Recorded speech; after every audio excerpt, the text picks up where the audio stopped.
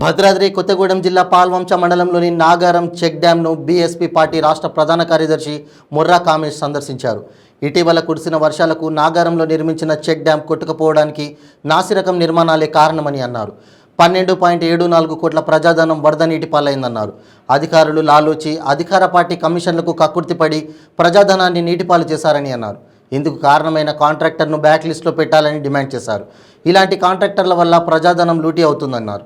చాలామంది రైతులు వరద తాకిడికి పంటలు నష్టపోయారని, నీటి కొతకు గురై పొలాలు నష్టపోయారన్నారు. వారికి ప్రభుత్వం నష్టపరిహారం చెల్లించి ఆదుకోవాలని కోరారు.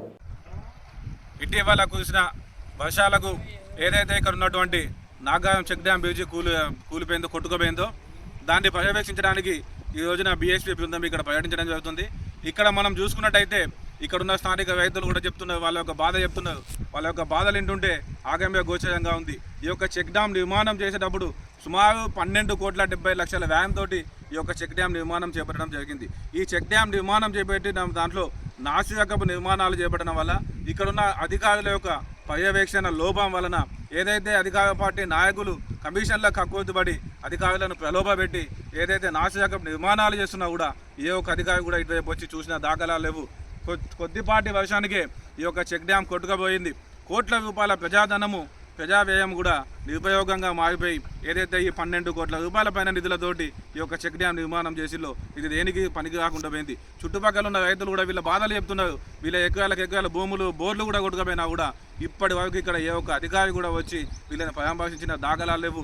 అధికార పార్టీ నాయకులు కానీ, స్థానిక శాసనసభ్యులు కానీ ఎవరు కూడా వచ్చి వీళ్ళ యొక్క బాధలు తెలుసుకోలేదు, కనీసం బాధలు తెలుసుకోలేదు. అదే రకంగా వీళ్ళకి ఎంత నష్టపరిహారం జరిగింది, వీళ్ళకి ఏం చేయాలని చెప్పి ప్రభుత్వ అధికారులు కూడా ఇక్కడికి సందర్శించి వీళ్ళ యొక్క నష్టపరిహారాన్ని లెక్కలు వేసి కూడా ప్రభుత్వాన్ని నివేదికలు సమర్పించాల్సిన అవసరం ఎంతైనా ఉన్నా కూడా ఇప్పటి వరకు ఏ ఒక్క అధికారి కూడా ఇక్కడ సందర్శించిన దాఖలాలు లేవని చెప్పి కూడా ఇక్కడ ఉన్న రైతులు చెప్తున్నారు. మేము బహుజన సమాజ్ పార్టీగా ఒకటే డిమాండ్ చేస్తున్నాం.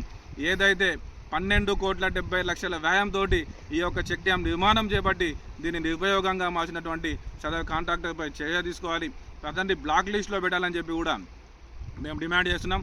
అదే రకంగా ఇటువంటి కోట్ల రూపాయల నిధులతోటి నిర్మాణాలు చేస్తున్నా కూడా అధికారులు చూసి చూడనట్టు, అంటే అధికారులు మామూలుగా మత్తుకు అలవాటు పడి అధికార పార్టీ ప్రలోభాలకు భయపడి ఏదైతే చూసి చూడనట్టు వ్యవహరిస్తున్నటువంటి అధికారులు ఉన్నారో వాళ్ళ మీద ఖచ్చితంగా కూడా చర్యలు తీసుకోవాలని చెప్పి కూడా మేము బహుజన సమాజ్ పార్టీగా డిమాండ్ చేస్తున్నాం.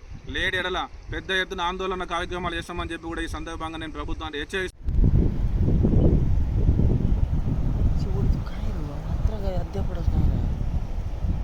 सारी चेक डैम सारी उसके आदि भरा रहे हम खेल रहे